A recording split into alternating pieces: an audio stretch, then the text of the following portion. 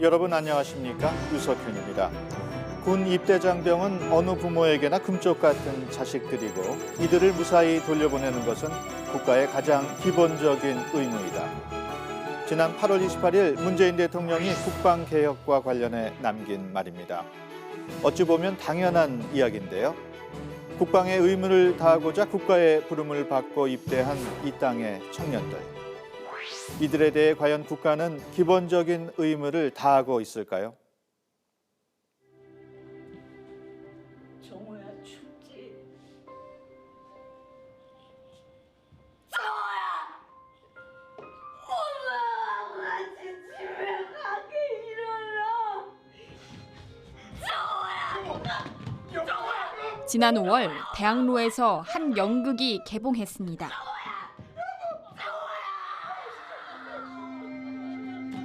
아들의 죽음 앞에 통곡하는 어머니. 정호야, 네가 왜 여기 누워? 바로 군 의문사 문제를 다룬 연극 이등병의 엄마입니다.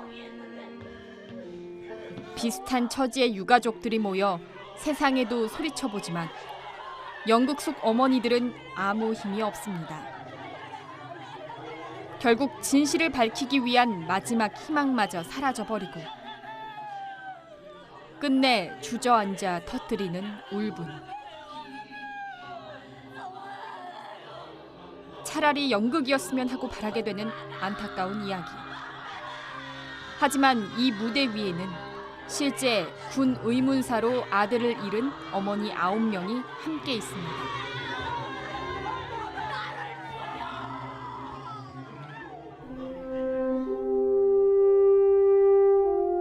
매년 25만여 명의 대한민국 청년들이 군입대를 하고 병역의 의무를 다한 후 제대할 그날을 손꼽아 기다립니다. 그 누구도 군 의문사가 나의 이야기, 그리고 우리 가족의 이야기가 될 거라고 생각하는 사람은 아무도 없습니다.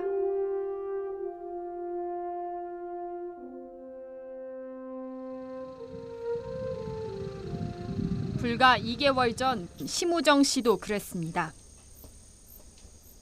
환한 일반 봉안실을 지나쳐 심 씨가 멈춰선 곳은 열쇠로 문을 열어야만 들어갈 수 있는 임시 봉안실입니다. 그곳에 심 씨의 아들 고필주 일병이 있습니다. 제가 필주 장례 치르면서 그렇게 많이 쓰러지거나 뭐 그러진 않았는데 여기다 넣을 때는 제가 주저앉았어요. 이만한 애가 들어가서 그거 하나 돼서 나왔는데.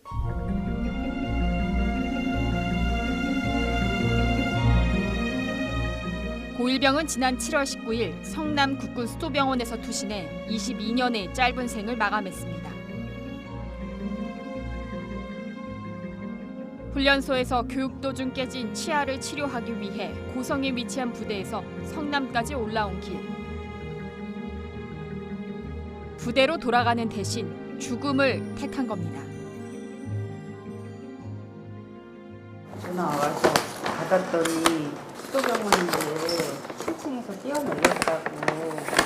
왜요? 그랬더니 안쪽에서 왜요? 그랬어요. 그랬더니 그랬다고 그러더라고요. 그래서 알았다고 한 10분 안에 또 전화가 오는 거예요. 그 공산 일로 해서 신정지가 왔대요.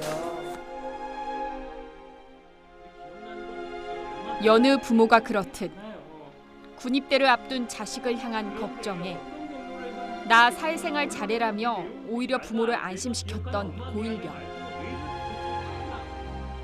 그렇기 때문에 아들의 죽음을 이해할 수 없었고 시신 검시를 위해 달려간 아들의 투신 현장에선 더더욱 이해할 수 없는 일이 벌어졌습니다. 이제 수첩이 발견이 됐고요. 또 지갑이 있었고 보시긴 하셨나요? 네, 수첩을 자기애들이 먼저 확인을 하면서 제가 물어봤죠. 그 안에 무슨 내용이 있습니까? 그랬더니 아버님 잠깐만 기다리세요. 저희가 확인을 먼저 하겠습니다 하더라고요. 그렇게 보여준 수첩에는 몇몇 장병의 이름과 함께 고일병에게 가해진 가혹행위 등이 적혀 있었습니다. 그리고 지갑 안을 확인을 하는데 지갑 안에 그 애엄마한테 이렇게 주려고 그 같은 수첩 한 장을 뜯어서 적어놓은 게 있더라고요. 제가 이거를 읽었어요. 그날 현장에서. 근데 기억나는 건 없어요. 엄마 미안할밖에 생각이 안 나요. 떠나는 아들의 마지막 편지. 근데 그러면 하지만 유서는 부모에게 전해지지 않았습니다. 맨 마지막 문장이 이걸 달라. 우리의 마지막 엄마에 대한 유서인데 못 준다는 거예요. 왜 못 주냐? 수사 증거물이래요. 그래? 오케이, 수사해야죠. 알았다. 그러면 내가 이거 사진을 찍어가겠다. 안 된대요. 근데 복사를 해달라 그러면 복사도 안 된대요. 수첩을 포기하고 유서라도 달라고 수차례 애원했지만 끝내 외면한 헌병대. 며칠 후 아버지 고 씨는 분노할 수밖에 없었습니다. 그래서인지 모르겠지만 언론에는 이 내용들이 내가 기억하는 엄마 미안해 말고 4줄 5줄이 다 나가. 그 애가 마지막 그 순간에 엄마한테 남긴 편지를 당사자인 우리들은 모르는데 온 국민들은 다 알아요. 이게 말이 되는 얘기란 얘기냐고요, 이게. 전화했어요. 어떻게 언론에 흘러들어갔는지 군에 물었지만 모른다는 답변만 돌아왔습니다.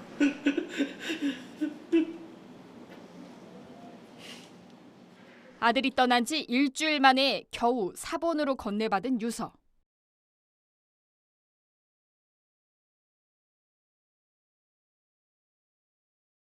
고일병이 숨진 뒤 가해 병사들에 대한 수사가 시작됐습니다. 그리고 충격적인 사실이 밝혀졌습니다.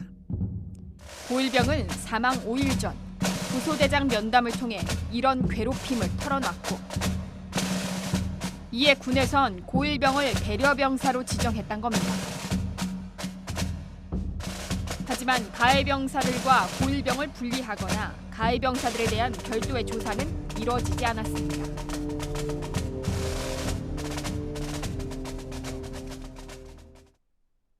피해 사실을 밝히고도 보호를 받지 못한 고일병.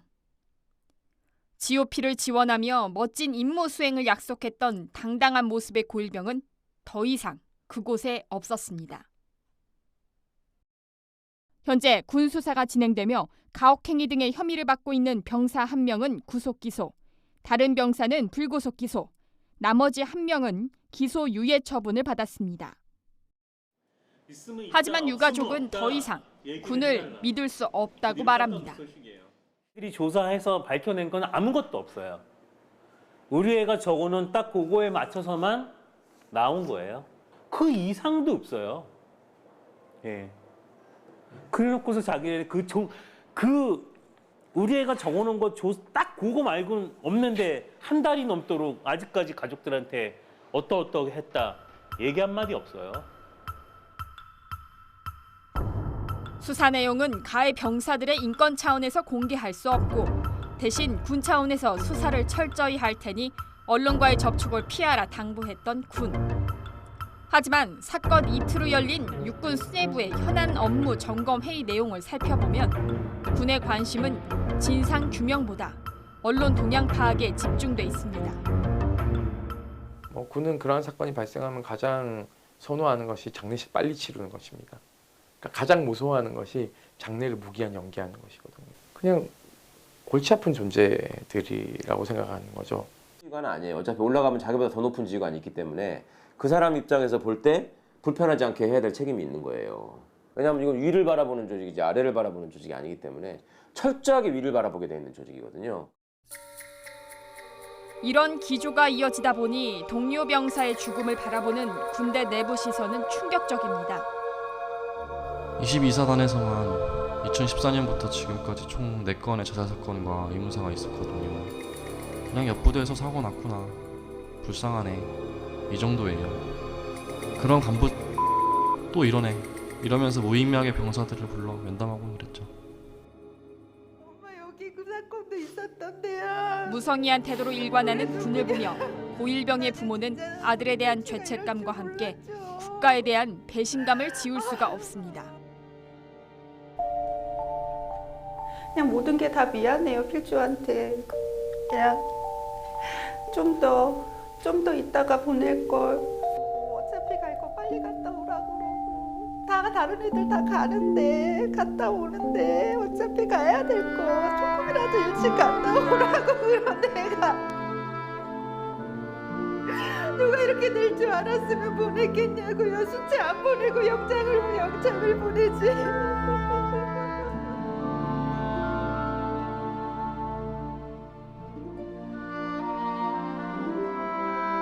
22살 대학교에서 학회장을 맡을 정도로 교우 관계가 좋고 활발한 성격이었던 고1병의 사망 소식.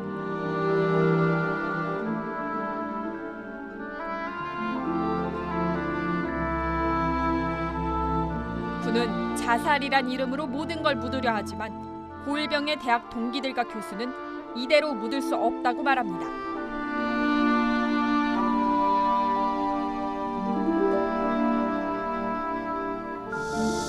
필수물처럼 서른 학생이 적용할 수 없는 곳이 군대사회라면 이는 결코 한 개인의 부적응 문제로 치부될 수 있는 일이 아니라고 단언합니다.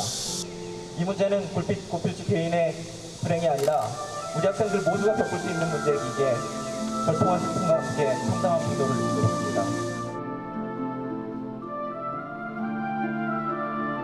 국방의 의무를 다하려 했던 한 청년의 죽음. 군이 그 죽음의 원인을 밝히기 위한 제대로 된 노력조차 하지 않는 사이 이 땅에는 이등병의 엄마들이 계속 늘어가고 있습니다.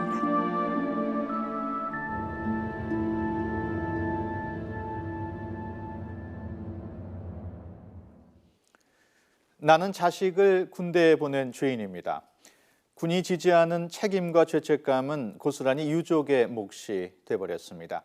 취재를 맡은 이연아 기자와 함께 자세한 이야기 나눠보겠습니다. 이 기자, 자살이라고 하면은 의문사는 아닐 거라고 생각하고 계시는 분들이 있을 텐데 군 의문사의 명확한 의미부터 좀 설명을 해주시죠. 네, 이 군 의문사라고 하면요, 흔히 타살이 자살로 위장된 경우를 떠올리는 분들이 많으실 텐데요. 이 군 의문사란 좀 더 포괄적인 의미를 지니고 있습니다. 이 군 복무 중 사망했는데 그 원인이 명확치 않거나 의심할 만한 사유가 있는 모든 사고와 사건이 포함이 되는 겁니다. 크게 다음 세 가지 유형으로 나눌 수 있습니다. 첫 번째는 타살인데 자살로 은폐 조작된 경우, 그리고 오발, 사망 등 부대 관리 소홀이 원인인데 단순 사고나 자살로 은폐 조작된 경우가 들어가고요.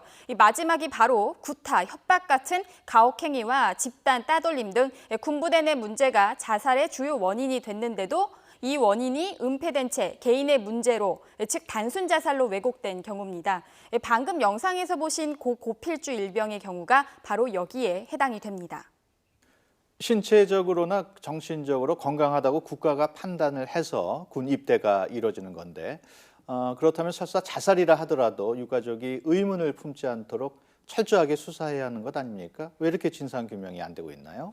네, 많은 전문가들은 군의 폐쇄성과 병사들을 향한 잘못된 인권의식, 그리고 군 내에서 발생하는 가혹행위를 범죄로 보는 것이 아닌 진급 같은 앞길을 가로막는 방해 요소로 보는 내부 분위기를 꼽았습니다. 이렇다 보니 사건이 발생할 경우 군의 잘못이 외부에 알려지는 것을 권위가 무너진다라고 생각하고 어떻게든 책임을 회피하기 위해 은폐하는 방법을 택한다는 건데요. 대표적인 게 지난 2014년 발생한 윤일병 사망 사건입니다. 4월 6일 육군 28사단에서 한 일병이 쓰러졌고 다음 날 사망했습니다.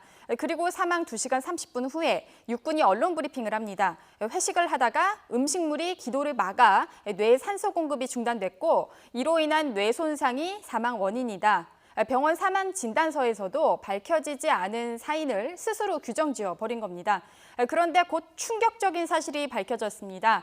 윤일병이 부대 배치받은 3월부터 고문 수준의 선임병 폭행이 계속돼 왔고 윤일병이 쓰러진 당일에도 폭행이 있었다는 겁니다. 그리고 이런 사실은 수사를 담당했던 부대 헌병대를 통해 육군본부 헌병실에 보고가 됐지만 알 수 없는 이유로 누락됐습니다. 하마터면 군내 가혹행위가 묻힌 채 사고사처럼 처리될 뻔했던 윤일병 사건인데요. 전말이 밝혀진 뒤 육군 참모총장은 임기 1년을 채 못 채우고 사의를 표명했습니다. 군 입장에선 감추려 한다고 해도 수사가 절차에 따라서 제대로 이루어진다면 쉬운 일이 아닐 것 같은데 도대체 어떻게 이런 일이 가능한 겁니까? 네, 군인의 경우 군법의 적용을 받습니다. 이 군의 특수성을 인정받아 자체 사법체계를 갖췄기 때문인데요. 문제는 독립적이어야 할 사법체계가 군 조직과 무관하지 않다는 겁니다. 현재 군내 사건이 발생할 경우 현장에 가서 초동 수사를 담당하는 건 헌병대입니다. 여기서 나온 수사 결과를 토대로 군사법원에서 재판이 이루어지는데요. 이 재판에 참석하는 군 검찰관과 군 판사 모두 군 소속입니다.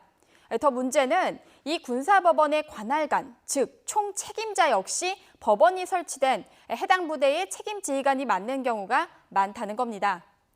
수사 결과에 따라 관리부실의 책임을 질 수도 있는 지휘관들이 군사법원의 총책임자가 돼버린 상황인 겁니다. 이렇게 군 의문사로 숨진 군인들 얼마나 됩니까? 네, 이 군 의문사란 폐쇄적인 특성상 유가족이 적극적으로 이의 제기를 한 미인수 영연, 즉 유족이 인수하지 않은 시신과 유골 현황으로 짐작할 수밖에 없는데요. 이 국방부가 밝힌 2017년 7월 기준 미인수 영연은 84기고 이 중 3년 이상 된 장기 미인수 영연은 69기에 달합니다. 문제는 지금도 한 해 평균 25만 명의 청년이 의무 복무를 위해 입대하고 그렇게 입대한 군인 중 매년 100명 이상의 군인이 사망합니다. 그중 3분의 2가 자살로 처리되고 있는 상황인 만큼 밝혀지지 않은 의문사는 더 많을 것으로 추정됩니다. 이런 가운데 지난 1일 국방부가 19년 전에 사망한 고 김은중이에 대해 순직을 인정했습니다. 과연 유가족의 억울함은 풀렸을까요? 자살이든 타살이든 진상규명 불능이든 관계없이 공무와 상당 인과관계가 입증이 되어서 저희들이 순직으로 결정을 하였습니다. 역사상 최악의 의문사 사건으로 기록된 김훈중위 사건. 총상을 입고 숨진 고 김훈 육군 중위가 19년 만에 순직 처리됐습니다. 19년 만에 순직 처리됐습니다. 이 사망이 공무와 관련이 있다는 판단이 내려진 것입니다. 지난 1일 언론들은 판문점 공동경비구역 JSA 지하 벙커에서 총상을 입고 숨진 고 김훈중이가 만 19년 6개월 만에 순직을 인정받은 소식을 앞다퉈 보도했습니다. 대표적 군 의문사이자 영화 JSA 소재가 될 만큼 많은 관심을 모았던 사건. 보도는 오직 순직에만 초점이 맞춰졌습니다. 하지만 19년째 진실을 밝히기 위해 싸운 김중희의 아버지는 밀려드는 찹찹함과 허탈함을 감출 길이 없습니다.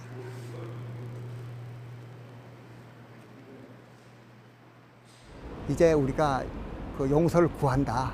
이런 것을 제도적인 개선을 통해서 정말 정의로운 군대가 되고 국민의 군대가 될 수 있도록 노력하겠다. 이렇게 얘기를 하면은 그것이 명예회복이 되는 거예요. 그런데 그런 거 일체 없이 우리는 잘못한 거 없다. 그냥 순직처리 시켜줄게. 무슨 특혜를 주는 것처럼. 20년 가까이 자살이냐 타살이냐를 둘러싼 유족과 국방부의 끈질긴 싸움의 시작은 1998년 2월로 거슬러 올라갑니다.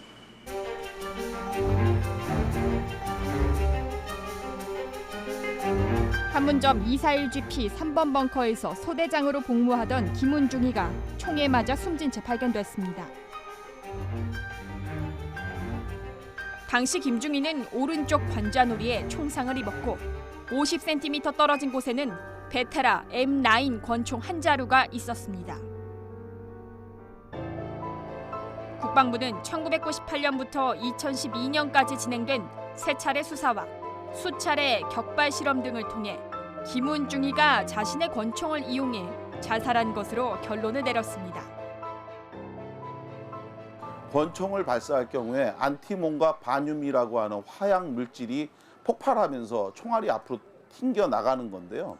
자살했다라고 하는 국방부의 주장처럼 그것이 사실이라고 한다면 반드시 김은중이의 오른손에 화약흔이 검출됐어야 합니다.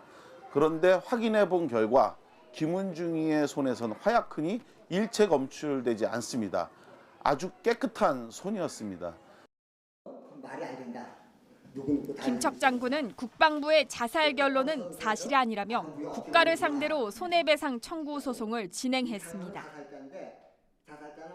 1심에서는 타살, 2심에서는 자살로 판결했고 이후 대법원은 초동 수사를 담당한 군 사법경찰관의 미흡한 초동 수사 등을 근거로 자살 또는 타살로 결론 내리는 것은 어렵다고 최종 판결했습니다.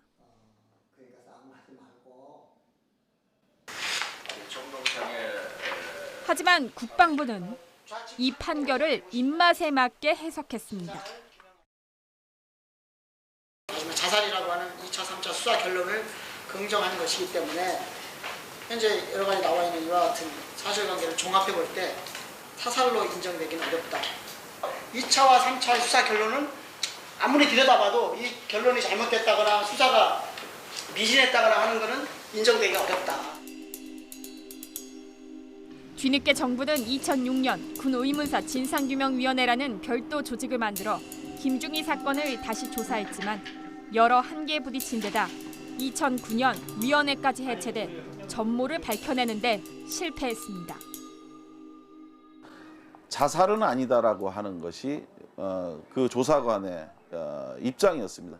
당시에 이명박 정부가 예산 낭비라고 하는 정말 어처구니 없는 논리를 내세우면서 군 헌병대가 수사를 하고 있는데 왜 또 외부 기관이 조사를 하느냐라고 반대 의견을 내기 시작을 했고요. 국방부 역시 자기네들이 조사한 내용이 탄핵받는 것에 대한 두려움이 있으니까 적극적으로 그 위원회의 폐지에 대해서 동조를 했던 겁니다.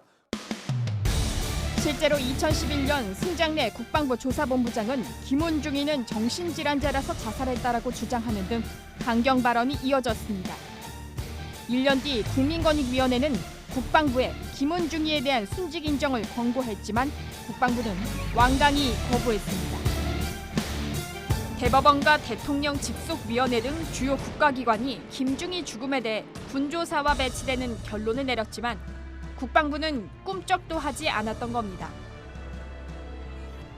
이후 5년이란 세월이 흐르고 정권 교체가 이뤄지자 슬그머니 순직을 인정하긴 했지만 유가족들이 진정으로 원하는 진상 규명 등에 대한 의지는 빈약하기 짝이 없다는 지적입니다. 그것이 마치 무슨 시혜적 차원에서 국방부가 좋은 일하는 것처럼 생색을 내고 있는데요. 이 부분이 정말 잘못된 겁니다. 제복을 입은 군인이 죽으면 국가가 기본적으로 책임을 져야 되는 거고 의무복무를 위해 국민이 군대를 가는 것이 신성한 국민의 의무라고 한다면 그렇게 간 군인이 어떻게 죽었는지 진실을 밝혀주는 것 또한 역시 국가가 책임져야 될 또 다른 의무라는 겁니다. 앞서 지난 5월 33년 만에 순직 처리된 고 허원근 일병 역시 진상 규명은 없었습니다. 이대로 가서는 안 된다는 거죠. 이대로 덮어두고 가서는 안 된다. 안 당해본 사람들은 다 몰라요. 그 다친 사람들이 얼마나 분하고 억울한데 안 당해본 사람들은 몰라.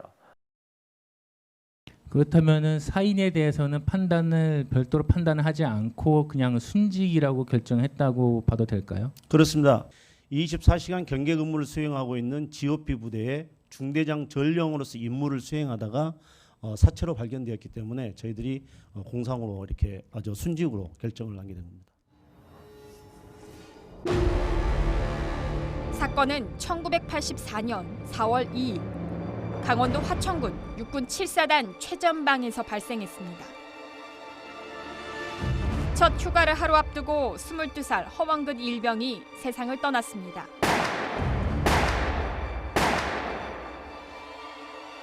처음 수사를 진행한 헌병대 기록에 따르면 허 씨는 왼쪽 가슴과 오른쪽 가슴 그리고 머리에 모두 3발의 총상을 입고 숨졌습니다. 당시 사용된 총기는 살상력이 뛰어나다고 평가받는 M16 소총.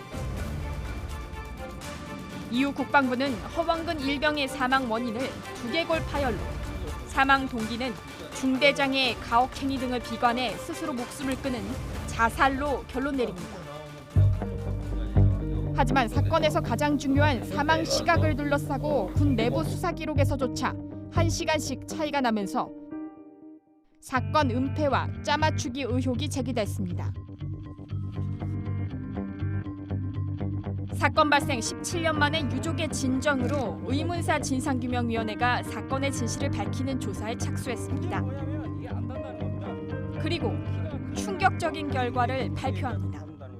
바로 허일병 사건을 자살이 아닌 타살로 결론 내린 겁니다. 특히 오른쪽 가슴과 왼쪽 가슴의 총상 자국의 확연한 색깔 차이가 타살이라는 결정적 증거였습니다. 이게 이제 시간차가 나는 거다. 먼저 총상은 오른쪽에 있었고 동시에 한 발 한 발 쏜 게 아니라는 거죠. 응? 만약에 한 발 오른쪽 쏘고 또 다시 왼쪽을 쏘고 그래서 그게 차이가 나지 않을 텐데. 자기 몸에 총을 쏘고 반동으로 떨어진 후 다시 기어가 또 총을 쐈다는, 즉 세 발의 총을 스스로 쐈다는 군의 주장과 배치되는 부분입니다. 그러자 국방부는 강력 반발하며 별도의 특별조사단을 꾸리고 재수사를 진행해 허일병이 중대장을 고발하기 위해 스스로 M16 소총으로 세 발을 쏴 자살했다고 다시 발표합니다. 심지어 의문사위원회의 조사 결과가 날조 조작이며 군의 명예를 크게 훼손시키는 중대한 과오였다고까지 주장했습니다. 완전 군 전체가 모욕을 당하는 이런 걸로 보기 때문에 자기들 불명예를 회복하겠다고 하는 이런 게 굉장히 강했었고 군 조사 인력들을 갖다 투입을 해서 그걸 뒤집기를 좀 하는 거죠. 근데 이미 우리 의문사 진상규명위원회는 조사 활동 기간이 끝나가는 상황이었고 막판이었고 그래서 우리 손을 쓸 수가 없었죠. 헌병대의 수사 기록과 아무것도 없지 않습니까? 이후 많은 논란 끝에 2기 의문사위가 다시 만들어졌고 재조사에 들어갔습니다. 하지만 국방부는 의문사위 조사관들에게 총기를 발사하고 협박하며 끊임없이 수사를 방해했습니다. 2기 의문사위는 타살로 재결론을 내렸지만 국방부는 자살 발표를 고수했고 급기야 이어진 법정 공방에서도 뚜렷한 결론이 나지 않았습니다. 이후 뒤늦게 순직을 인정받긴 했지만 33년의 모진 세월을 견뎌낸 유족들은 국립묘지 안장도 거부한 채 완전한 진상규명을 요구하며 다시 기약 없는 싸움에 들어갔습니다. 바로 그 초동 단계에 제대로 된 수사, 또 그것이 잘못됐다 하더라도 이후에 바로 정상화할 수 있는 그런 어떤 단 한 번의 기회를 제대로 활용했었어야 되는데 번번이 무산되고 하다가 끝끝내 의문사라는 이름으로 불리게 됐던 것이죠. 많은 사람들의 희생과 노력이 없으면은 절대 규명되는 문제가 아니구나 하는 것을 보여준 하나의 상징적 사례로서 공통점이 있습니다. 처음에 진실이 밝혀졌다면 방아쇠를 당겼던 한 사람만 처벌받으면 됐어요. 근데 지금은 진짜 진실이 밝혀진다면 한 사람이 아니라 엄청나게 많은 사람들이 처벌을 받아야 됩니다.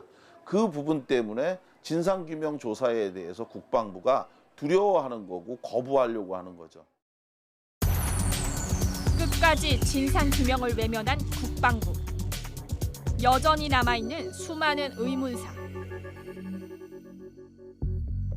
우리는 아직도 군대로 간 젊은 군인들이 왜 죽었는지 알지 못합니다.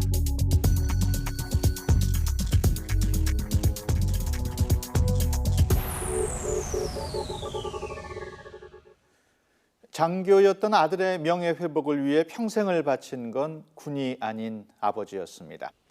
이렇다 보니 군 사법체계를 바꿔야 한다는 목소리가 커지고 있다고요. 네, 맞습니다. 군내 자체적인 사법 체계가 깨져야 좀 더 투명한 수사가 진행될 수 있다는데 의견이 모아지고 있습니다. 과거에는 노무현 정부 때에도 군사법원 폐지와 군검찰 조직을 개편하려는 시도가 있었지만 군의 반발에 부딪혀 무산된 적이 있었는데 현 정부가 다시 적극 검토하기 시작했습니다. 국방개혁을 위한 전담 조직을 출범할 거란 계획을 밝혔고 조만간 국방개혁 추진단이 가동될 예정입니다. 하지만 국방부 장관 직속 기구로 운영이 되고 군사법원 폐지 등의 군사법 체계에 대한 구체적인 내용이 담겨져 있지 않아 실효성에 대한 우려는 있는 상황입니다. 아직 밝혀내지 못한 과거 군 의문사에 대한 진상규명도 이루어져야 할 텐데 어떤 대책이 필요할까요? 네, 지난 2016년 충격적인 폭로가 있었습니다. 2014년 국방부가 군 의문사 사병 시신의 강제 화장을 추진하려 했다는 건데요. 당시 박근혜 정부의 비정상의 정상화 기조에 맞춰 유족의 동의와 상관없이 3년 이상 인수 거부된 시신을 모두 화장하겠다는 논의가 이뤄졌고 이를 위해 TF팀까지 꾸려졌었던 겁니다. 이게 실제로 행동으로 이어졌다면 하는 생각을 해보면 정말 아찔한 일인데요. 그리고 제가 들고 있는 이 문서, 바로 이번 취재를 하면서 국방부의 군 의문사에 대한 입장을 물었고 이에 보내온 답변들입니다.